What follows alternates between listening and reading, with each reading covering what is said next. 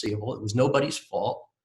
And if the event prevents a party from performing an aspect of the contract that is an essential part of the contract, that goes to the heart of the contract, so that the very purpose of the contract is frustrated, then there is common law in most states, and in Maryland, there's a little bit of case law, and it's not much, but Maryland has embraced this concept of common law, which is a very, very old concept, that a party can be excused when the performance of the contract becomes either impossible, or the term that has been used in the common law, the performance becomes impracticable, not impractical,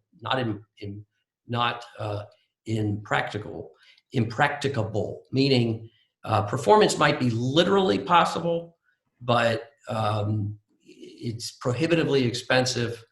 It might violate a law, showing up at this hotel in that example, so that performance might not be literally impossible, but it's essentially impossible. It's impracticable. Catherine and I had to learn these doctrines of the common law back when we were in law school, and we had to know them for the bar exam. Since then, in 30 some years, I don't think I've ever used the terms. Barely. Again, I've never had a case. I don't know if you have, Catherine, pre-COVID. Never had a case, never had a dispute where we had to invoke that common law. So it kind of begs the question, why did we have to spend all that time learning it for the bar exam when nobody ever uses it? Well, guess what? Now it's there. It is, we can call it a get out of jail free card, but it is an opportunity for a court exercising what is called the court's equitable jurisdiction to allow a party to get out of a contract because it's the fair thing to do, because it's impossible for that party to perform, and it's not fair to hold the parties to the contract. So the judge can either grant some relief, partially discharge the obligation to perform, give a little more time to perform, or invalidate the contract altogether. Jeff, can I ask a quick question? Sure, of course. Okay, so that means for those of us who have ever gone to court before and maybe not have the highest regard for what happens in a court of law, so there is a sound basis for a judge to create some level of fairness, I guess, and that to me, it's at times seems to be a little oxymoronic, so to speak. What kinds of do judges have a lot of leeway in terms of what they deem to be fair? Are there, is there like a checklist that judges have to go by? Can you expound on that just a couple minutes? Yeah, sure. And I'll let Catherine jump in here too. But the judges are somewhat, or a great deal, constrained by the contract itself, especially. And again, we're dealing in the commercial world here, where there are no consumer laws to interfere. But generally, and this is drilled into our heads as lawyers from our first day of law school in contract class, that a judge is compelled to look within the four corners of the contract. What does the contract say? Hopefully it's a well-written contract. They're not always, but if the contract is clear on what the obligations of the parties are, the judge has to follow the contract. That's the legal jurisdiction of the court versus the equitable. So if a contract is clear in a commercial setting, and let's say the contract has a force majeure clause, and it does address this, but it's narrower than what the common law might provide in the form of relief. So it may, actually the force majeure clause may be narrower than the common law. And I think you'd find in AIA contracts, for example, or commercial leases, which Catherine's going to talk about a little bit, that this is much better addressed in some contracts more than others. But if the contract does address the rights and obligations of the party in one of these events, then the judge has to follow the contract. What we're talking about is extraordinary or extraordinary relief that a judge can grant if the circumstances are so extraordinary, so supervening that nobody ever anticipated them, and they're outside of the four corners of the contract. In those cases, when it rises to that level, a judge can invoke the equitable some equitable relief. That doesn't mean the judge can't be appealed. It doesn't mean it can't go up on appeal and the judge could be challenged on it. But a judge can, in extraordinary circumstances, kind of push the contract aside and do what's fair.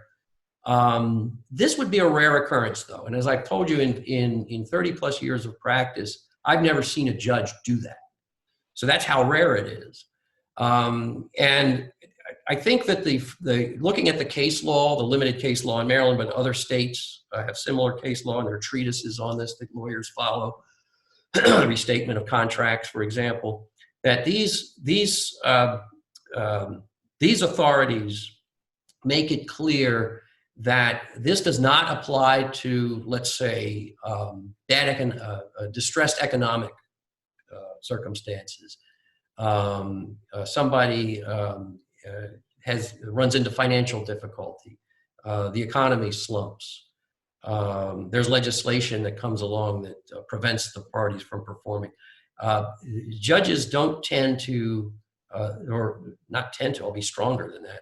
These doctrines do not apply to those circumstances. These doctrines apply to extraordinary events that are completely unforeseeable. Downward trends in the economy are foreseeable. Mm-hmm. What we're experiencing now, I would say, was unforeseeable. Nobody could have anticipated this. So, Catherine, I don't know if you had any different thoughts on how judges are constrained in granting this kind of relief. But I certainly don't think it's a given that don't assume that a judge is going to grant relief under the common law.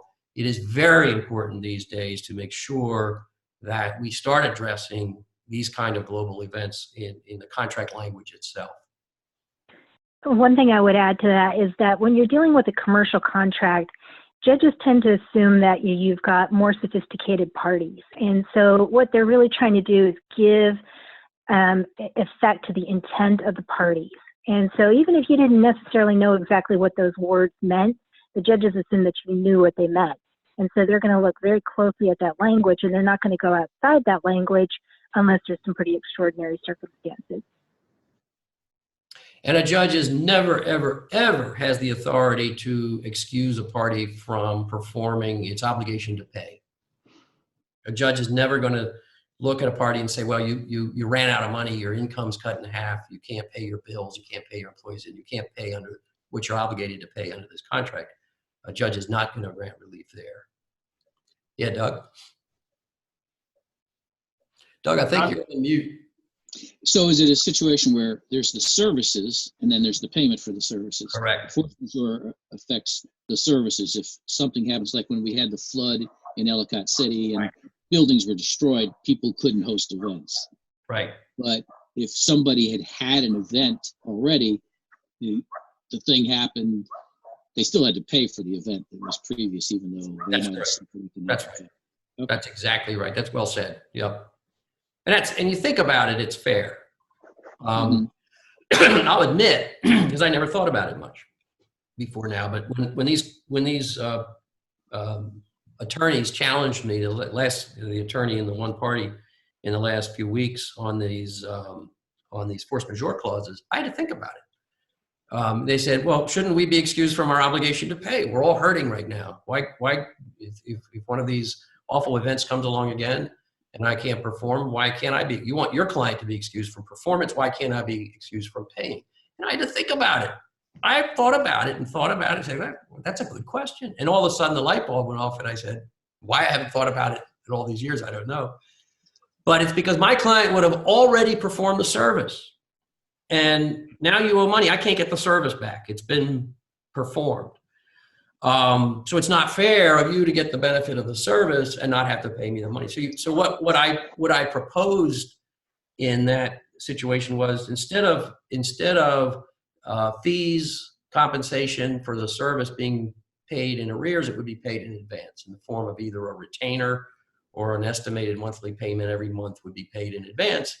And believe it or not, one of those parties at least has agreed to that. It's strange. I never would have had this negotiation a year ago. So it really is a sea change, I think, in how we view commerce in some ways. And again, the force majeure clauses are just one small example.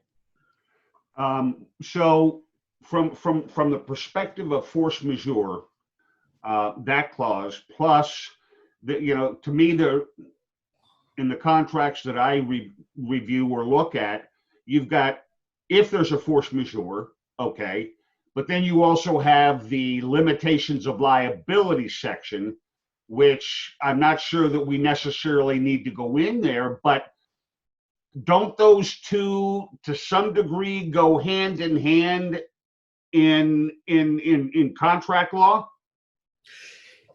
Yes, and so limitation of liability provisions would typically be a clause, and they run there's a whole range of clauses that you'll find under that category. One is that a limitation of damage clause would say that no party is liable for consequential damages or indirect damages. So you didn't deliver my brochures in time, or I'm dating myself, my website content in time for the web launch. I lost the opportunity to reel in $1 million a year customer. You owe me $5 million. No, you're not going to sue somebody for $5 million because they didn't deliver a website on time. But there may be some costs and some damages that you can prove that are direct. So that would be that's actually one we do pay attention to, is the limitation of liability clause. That becomes very important. Or another form of limitation of liability clause would be to say, if you're a provider of services, that my liability would be limited to the amount that I charge you for my services, basically a refund. I'll give you back what you paid me. That would be the cap on my liability, or 2 times that, or some limitation on liability. Another form would be, this is my favorite, would be the amount of insurance, errors and omissions insurance that I have, the amount of coverage. There's the limit right there. And so you can come after my insurance company, but not me. So those become very important clauses. You mentioned earlier, Chris, indemnification clauses. If you're selling a business, we do a lot of mergers and acquisitions work in our firm. We did a little more than a few months ago.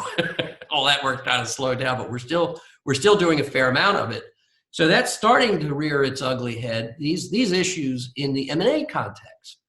So, for example, when we're representing a seller, the seller has to represent and warrant there's no material adverse effect on the business. And we always have to narrow that language and say, well, material adverse effect doesn't include things beyond our client's control, downturns in the economy, legislative conditions, new laws. Now we've started enhancing that language to say pandemics. And so it starts to take on a look of a force majeure clause. We experienced the same thing with data protection when that became a high risk reality for most businesses, data breaches. Our clients, when we're selling a business, or if we're representing the buyer, we want to be mindful of this too as a risk.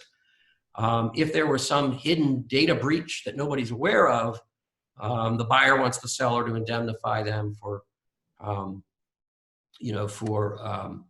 any hidden data breaches that were going to cause economic damages after the closing, whether you knew about it or not. So those kinds of, now we're starting to see, different kinds of risk allocation being argued over. One's very interesting now is everybody's getting the PPP loans.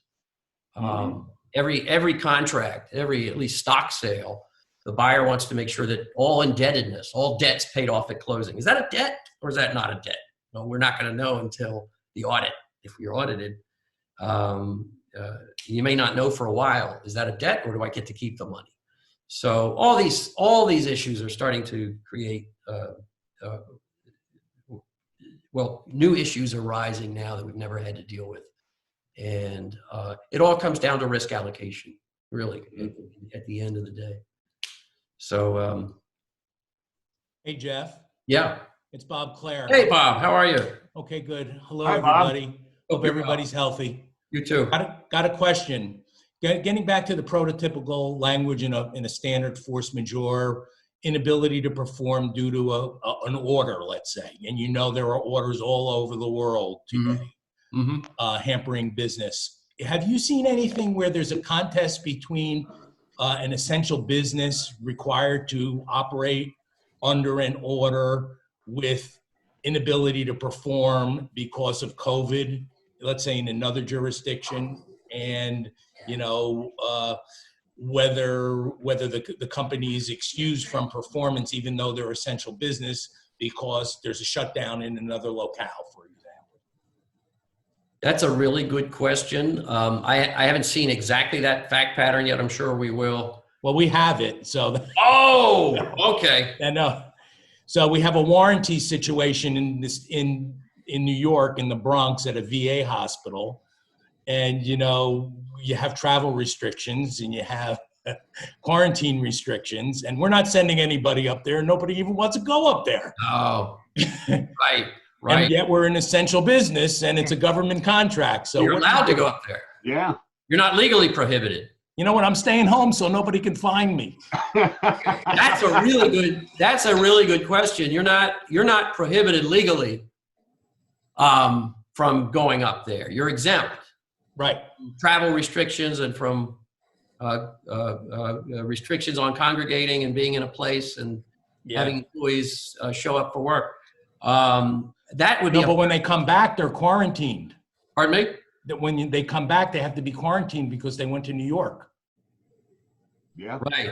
That would be a challenge. I would argue the legal position I would probably take, and I'll invite Catherine to jump in here, would be that the performance of the contract has become so difficult under the circumstances and so harmful to your business and so harmful to your people that your performance has become impracticable, and it would be fair and unjust to require. Now, those are some novel arguments. We're arguing for the welfare of employees, and whole new arguments may be arising. Catherine, do you have any thoughts on? That's a really good question. Yeah, I don't have anything to add, but a lot of it just depends so much on the way the contract is written too. So there might be more buried in the contract if you read through it really carefully. Thank God there's no contract. It's a standard purchase and sale agreement with a written warranty. Yeah. Harold. Yeah. Hey, Harold. I get the impression that we're really talking force majeure is talking about where you're physically not capable of performing the function. Okay, and the fear of getting sick is not really a prohibitant. I mean, you could have a flu outbreak. Right. People say, hey, I don't want to go there because I get the flu. How do you differentiate? Right. Does it give you potentially the opportunity to renegotiate an aspect? For instance, if your employee has to be quarantined for 2 weeks after, can you bill for that time in order for performing that work? And maybe I made a fair offer. I said, find somebody up there local to do it and I'll pay the bill. But they haven't come back to me and said they found anybody who wants to go into a VA hospital to do the work. if somebody that already had the virus and recovered. Well, yeah. So having had the virus now becomes an asset. Is that what you're? You can charge a premium. Opportunities that wouldn't be available to anybody else. We're going to see some similar issues with insurance. Catherine's going to talk a little bit about business interruption insurance, because the same thing, has your business been interrupted by this because of those kinds of circumstances? Maybe not. And I think the insurance companies are taking a hard line on this as well, because you're not being prevented from performing. It's just undesirable to perform, or not in it's more costly to perform.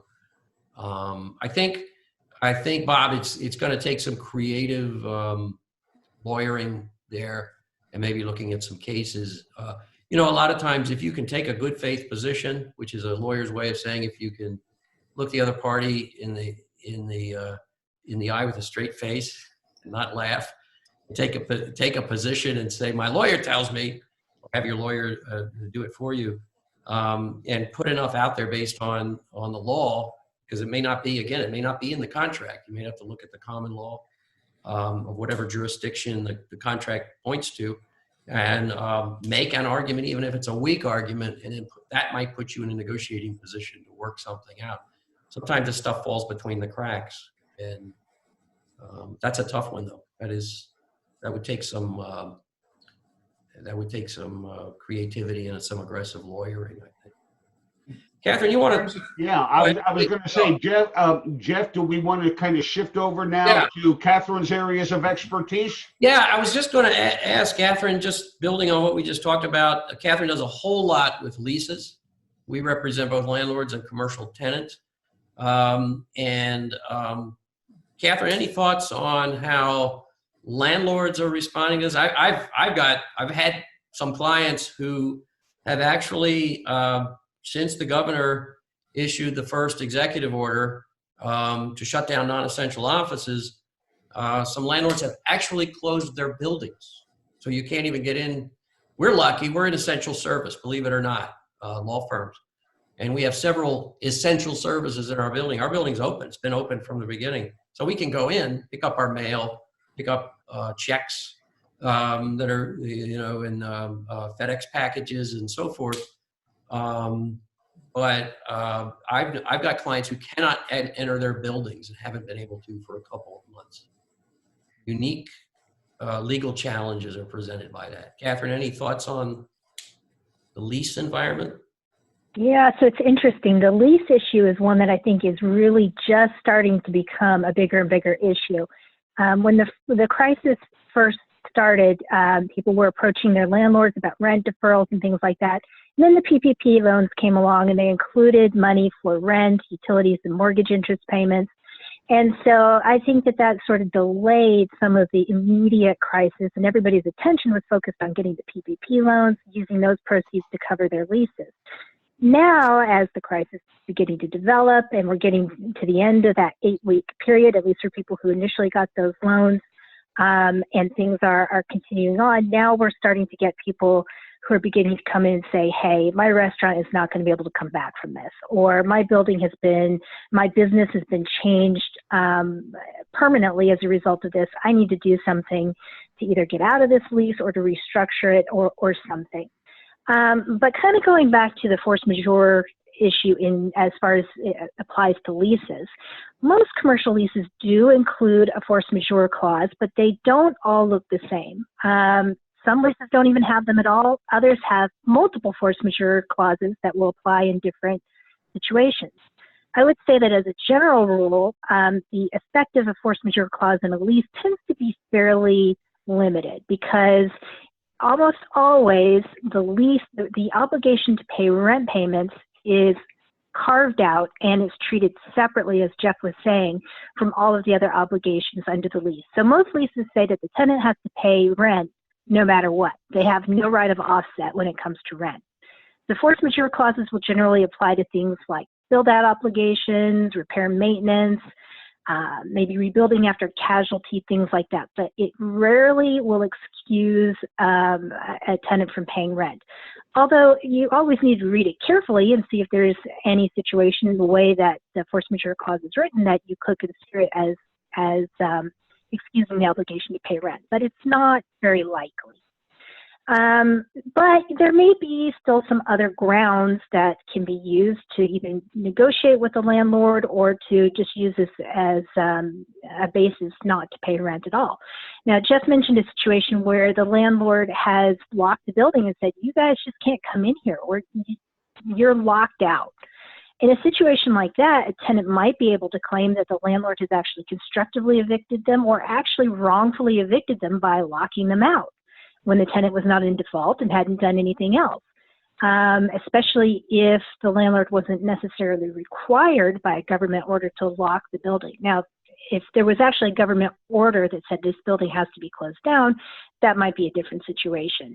But if the landlord has just said, no, out of an abundance of caution, we're not letting anybody into the building, you can't even come in even if you want to, there might be a constructive eviction argument there. There might also be some arguments, going back again to what Jeff talked about, relating to impossibility or impracticability of performance. Some tenants, for example, restaurants, might be able to say that, hey, we couldn't open because there was a shutdown in effect. We were not legally allowed to operate. And so regardless of what the force majeure clause says, our performance was actually impossible under the lease, and we could not perform. So there might be some arguments there. I've actually even seen some talk about possible arguments that the COVID crisis could be even treated as a casualty event. I don't know how that will play out. I haven't seen that in practice, but it's an interesting argument. Most leases have casualty provisions which allow the tenant to either partially or fully abate rent during as a result of the casualty. So could COVID be treated as a casualty? I don't know, but it's an idea, and people are looking for some creative ideas of how to work with that. So the question is, how do you balance the needs of the tenant with the needs of the landlord? Because of course the landlord has expenses as well. They have salaries to pay. They have mortgages to pay. They can't afford. They don't just have huge piggy banks full of money and can't afford to carry on for a long period of time if their tenants aren't paying rent. So there has to be some kind of a fair balance there. What I've seen is that where tenants are asking for rent abatement or deferral on their rent, that most landlords are coming back and saying, well, first of all, we want you to look at other sources that you might be able to use to pay your rent, first of all. So if you have that PPP loan, use that to pay your rent. If you are able to make a claim on your business interruption insurance, use that. If there's anything else that you have, that would at least help. But, the reality is that that's only a finite resource, and many tenants are not going to be able to make payments, or they're going to need some additional help. So most landlords are willing to enter into an agreement either to forgive rent for a period of time or to defer it, perhaps to add it onto the back end. But one of the really key things there is good communication with the landlord. I was speaking with a client recently. They told me about a situation where the tenant just shut up business and just left. And the landlord only found out about it when they came over there and the place was dark. That is not the best way to work out something with the landlord. Unsurprisingly, the landlord sued and got a judgment against the tenant in that case. Mm-hmm. But, if tenants are communicating regularly, letting landlords know, hey, here's what we're facing, here's what we're up against, we want to try to work something out with you. Landlords are much more likely to be able to come to some kind of negotiated solution because, of course, they want to keep tenants in there as long as possible. And at this point in time, there's no guarantee that there are other potential tenants lined up out there just waiting to move into that space. So it really makes sense for everybody involved to try to come to a solution as far as that's concerned. So that's just a very short discussion on leases. Anybody have any questions specifically about leases?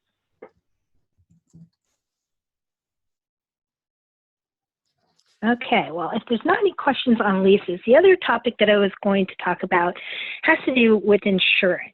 And this is a topic that maybe wasn't something that you thought about immediately when it comes to the whole COVID crisis, but actually there's quite a few ramifications when it comes to insurance and insurance policies. So the first one, and probably the most obvious one, is business interruption insurance. And business interruption insurance is not a separate policy. It's usually an endorsement to an existing policy, either to your commercial general liability or to your property insurance. And it can cover things like lost profits, wages, even loan payments. So, naturally, if you have one of these, your first question is going to be, well, is this going to cover some of my losses, my operating losses, because I'm shut down due to COVID? Of course, the problem is that insurers are pretty smart, and they got even smarter after the SARS epidemic, and so they foresaw a lot of these things. And so many of these policies have got exclusions which really limit the ability to make a claim under the business interruption policy.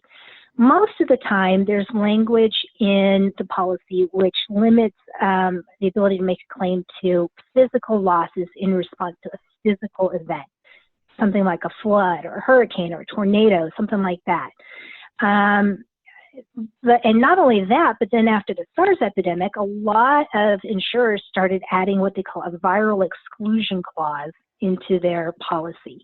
And so they specifically said that if there's a claim and it's due to a virus or a bacteria or something like that, those claims are not covered. And so if you have that in there, your insurance company is almost certainly going to deny your claim. Now, unsurprisingly, there has been a lot of pushback against that.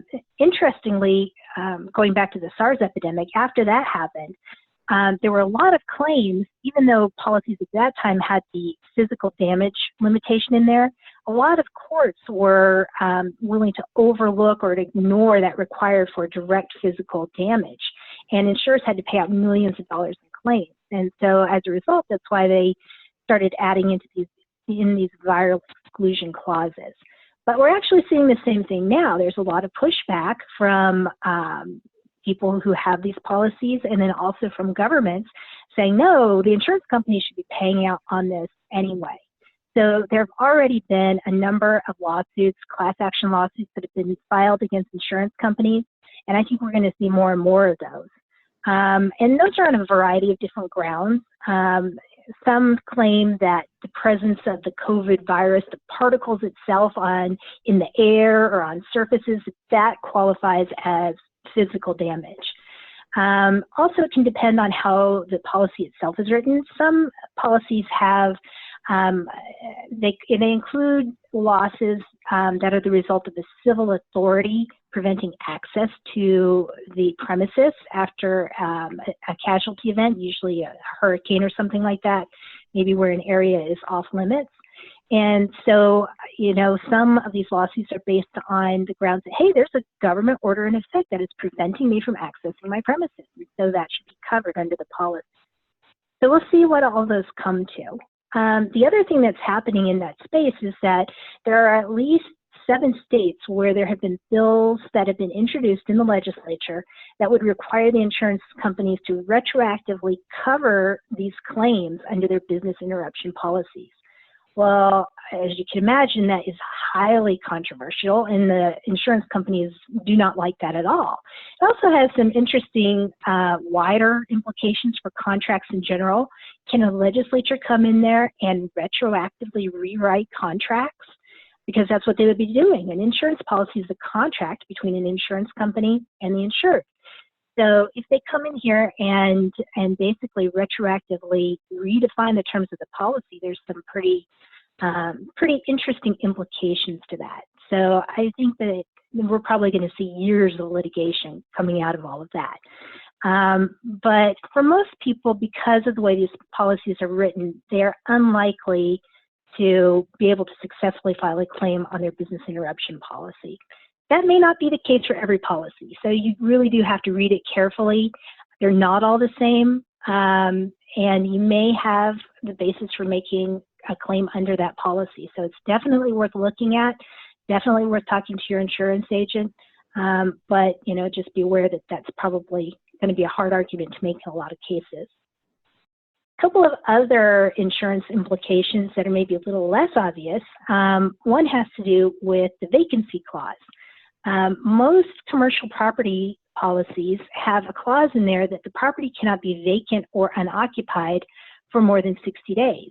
And if it is, then certain types of claims might not be covered, things like theft or vandalism, sprinkler damage, things like that. And sometimes they can even be canceled after 60 days. Well, I know for us, we've been working from home now I think we're in week 8 now. So, a lot of businesses are probably coming up on 60 days of having vacant buildings. This also applies to owner-occupied buildings where the owner has to actually use a certain percentage, I believe it's usually about 31% of the building or so, in order to avoid triggering that vacancy clause. Now in Maryland, it is possible to get insurance to actually cover a vacant building. So that's something that you might need to think about. Do I need to look at the extra coverage for that? And there might be other precautions that you need to take as well. Maybe stepping up security would be an example, making sure somebody's checking on the building, making sure that there's no leaks happening, things like that, just to make sure that the property is physically secured, just to try to minimize any risk that that coverage is not going to be compromised. Now, I have seen that some people are requesting either a waiver or an extension of that time period, but so far it sounds like most insurance companies have been reluctant to do that, which is not surprising. I mean, insurance companies never want to cover more than they're obligated to under a policy. So it's not surprising that they're not willing to do that. So other things that you might need to think about. Could I ask a quick question? Mm-hmm. What I've heard in what you've just said is that either we as landlords or we as tenants have a duty under our lease to take certain affirmative actions and be proactive if we're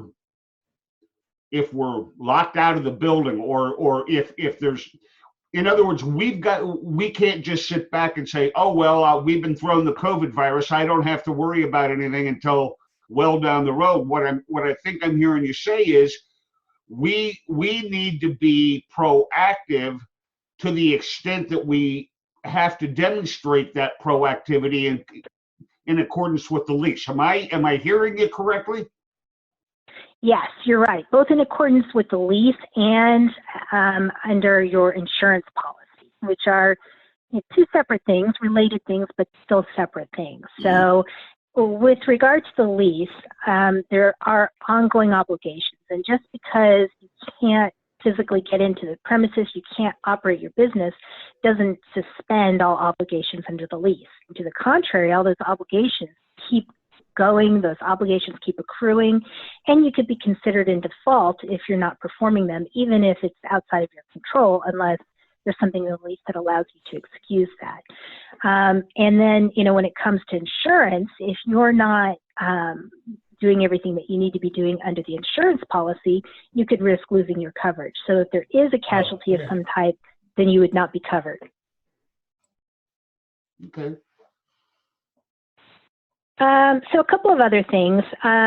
As we're now starting to think about reopening, insurance becomes important here as well. And one of the things that businesses are starting to think about is, what are our considerations as we're reopening? What if somebody gets COVID when they're at my place of business?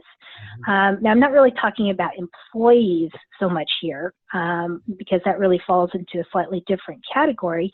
But what if a customer or a visitor says, hey, I came into your restaurant and I got sick.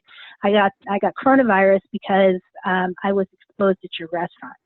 Now, they may have a hard time proving that, especially when it's so widespread. I think there's a real causation issue, but that wouldn't necessarily prevent somebody from filing a lawsuit.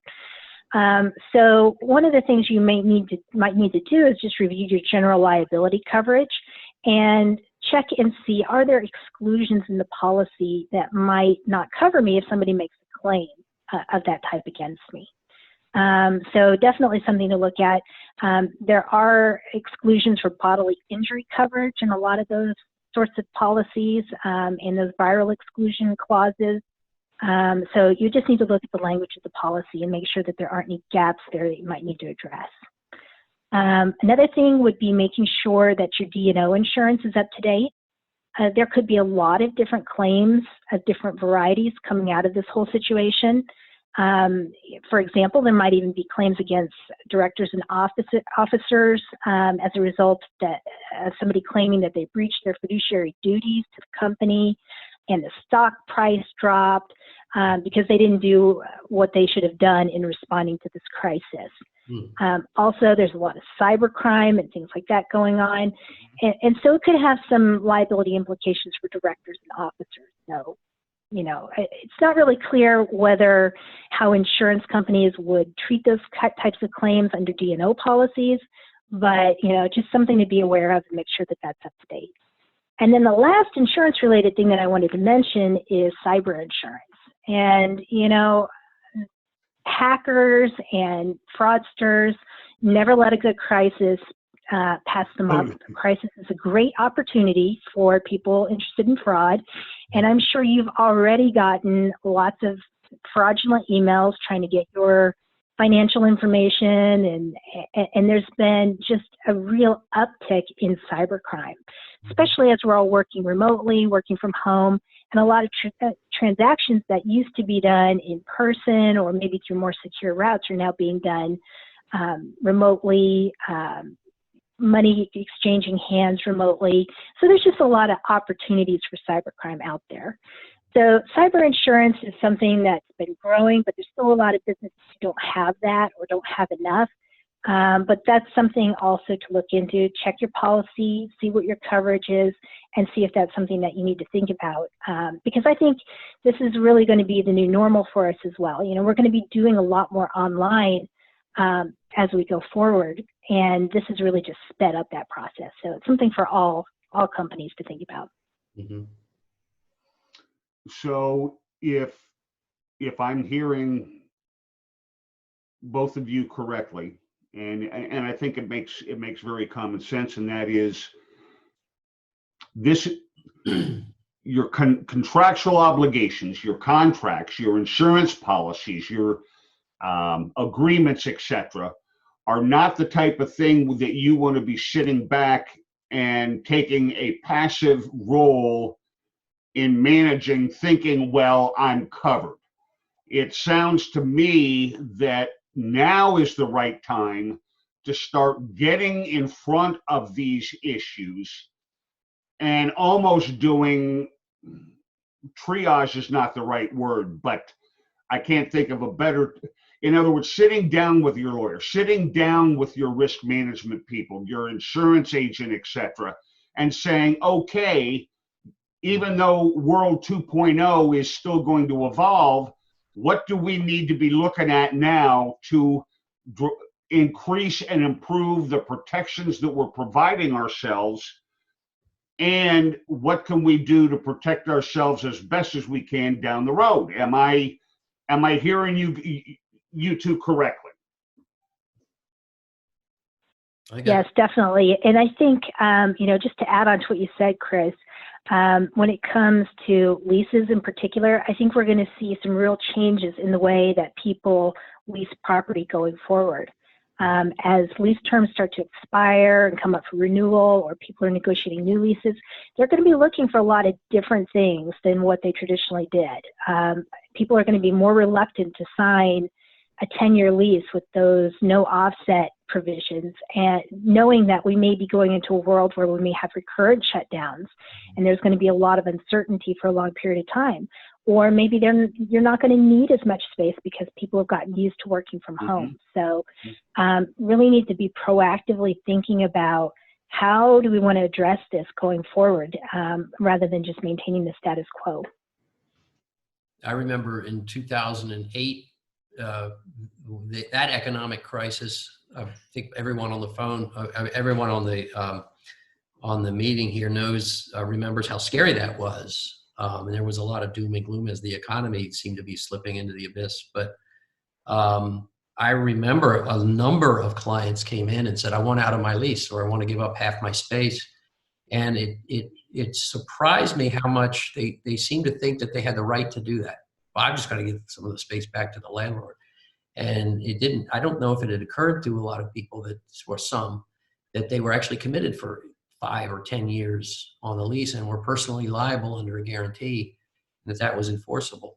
So that was a moment as well. I think that impacted some people. I mean, I've since then encouraged clients when I can to for example, negotiate an early out provision. Now, you have to pay for that. You have to pay a premium to get out of the lease early. But if you're in a good negotiating position, and as Catherine says, maybe tenants will be in a better negotiating position now. Maybe demand will be less than it was, and put tenants in a better negotiating position. But now is the time to start thinking, as your lease comes up for renewal, maybe you want an early out provision or limited guarantees, limited personal guarantees, limited to 6 months or a year, instead of taking that potentially catastrophic risk of guaranteeing a long-term multi-year lease. We had this conversation in our office about how, what Catherine just said, this could have a profound impact on the commercial real estate market as we're all sitting home right now figuring out how to do it remotely. And we're all going to be, many of us are going to be rethinking our needs in terms of at least office space. Bob, I don't know if you have much flexibility with warehouse space, but you know, how the modern office is conducted is going to be probably different. This has so many ripple effects and so many profound changes, I think, not all bad, as we come out of this. One thing Catherine did mention was that she mentioned that you know, there'll be issues of risk and liability, potential liability to those coming back into the workplace, whether they're customers or employees. So we are spending a lot of time now talking to clients about liability or responsibility to employees who are now re-entering the workplace. There's OSHA guidance there's CDC guidance. And our employment law attorney, one of them, Cheryl Brown, is taking the lead on that. But there's a whole lot to think about just there. What are my responsibilities to my staff, to my employees as reentry begins? And I think we're going to be talking about that for a while too. That's beyond the scope of today's discussion, but that's a big area of concern right now too. Any questions? Any other? I was going to say, let's throw the floor open for questions. So just, Jeff, just to give you a little anecdote on, you know, you were talking about payments and how that's transforming the way people do business. So in the, you know, the sale of goods, which is, you know, 90% of our business, commercial goods, we've already gone back to our vendors seeking extended payment terms. You know, non-payment is not an issue in commerce. Otherwise, everybody goes under. Right. And our customers have come to us and said, look, you know, we expect our customers to be late on payment. So we've completely revised our payment terms, both on the paying side and on the receiving side. Yep. So, yeah, I mean, you got to have confidence in business, reasonable business people to work out their own issues. A really good point. Excellent point. That's a really good point, Bob. Thank you. And that these are worldwide relationships. They're not all legal. These are, right. I'm sorry? Global issues. Yes. New ways of doing business. These aren't all legal issues either. These are relational issues too. Right. Good point. When they were talking about the CARES Act, when there's negotiation in Congress, they talked about hang up on liability issues. Is there action on the part of the federal government level to modify liability practices? Or how does that work? I don't know. I know that there's been discussion at the state level to try to limit liability, to enact legislation to create some immunity to business for COVID-related liability. In fact, our Chamber of Commerce here in this county is lobbying in favor of that. Apart from gross negligence or illegal conduct, but just if there's just ordinary negligence alleged, that business should be exempt from liability for people who become ill or die from COVID because they were exposed at, say, the workplace. But I don't know on a federal level. That's a good question. And I don't know at the state level. Of course, the legislature, for the first time since the Civil War, the legislature ended its session early. And I don't know, there's been some talk about emergency reconvening on an emergency basis. But I don't know when the legislature will come back again and be able to address those issues. And Congress is so dysfunctional now. I don't know. That's a good question. Does Congress have the right to do that? I mean, isn't a lot of this overriding states? Good question. I guess within their jurisdiction, they would. If there are federal laws or areas of regulated by the federal government, they could within. But no, I think that might be challenged if they try to change contract law, which is state-based. I don't know. That's a very good question.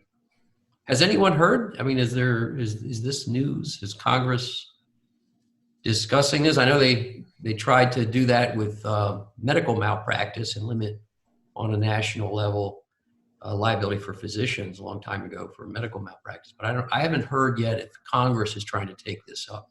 But I think some states are. Good question, though. Have you heard anything about a movement to make a pandemic an act of God or an adverse, an adverse event or anything? I mean, I've seen nothing on that. Well, again, that would be these laws we talked about today, the impossibility or impracticability of performance and frustration of purpose and all that, that they're really less laws than they are equitable principles that judges can use. That's pretty much state law, and it's state common law, meaning that it's judge-made law. Cases came up that, some of this common law can go back a century or more. Some of the common law goes back to England. And so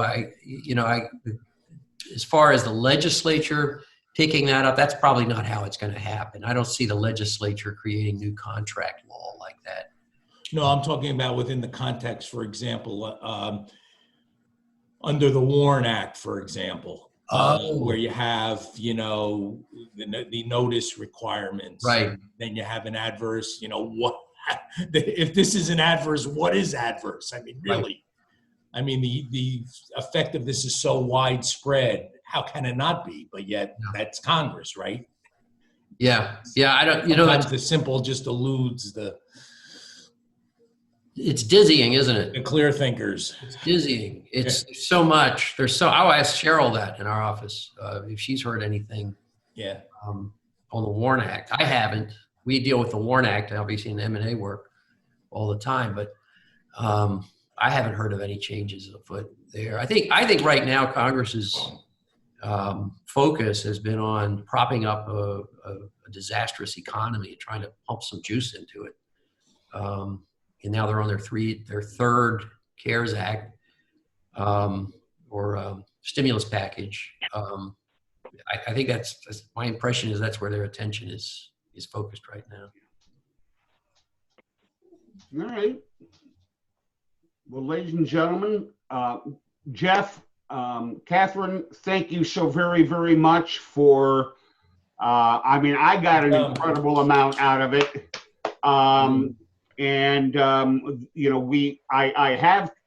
Fortunately, I remembered to put the record button on, so we do have it recorded. Good. And as soon as I finish editing it, it'll go up on the website, and I'll let everybody know in case you want to share it around with people. But that being said, I hope you got as much value out of this afternoon as I did. And again, Jeff and Catherine, thank you so very, very much for being part of the event. And I wish everybody a good evening and balance of the week. Thank you for having us. It's a pleasure. This was a lot of fun. Great seeing you. I hope we can all get together soon. Okay. Thanks, everybody. Take care, everybody. Thank you. Bye-bye.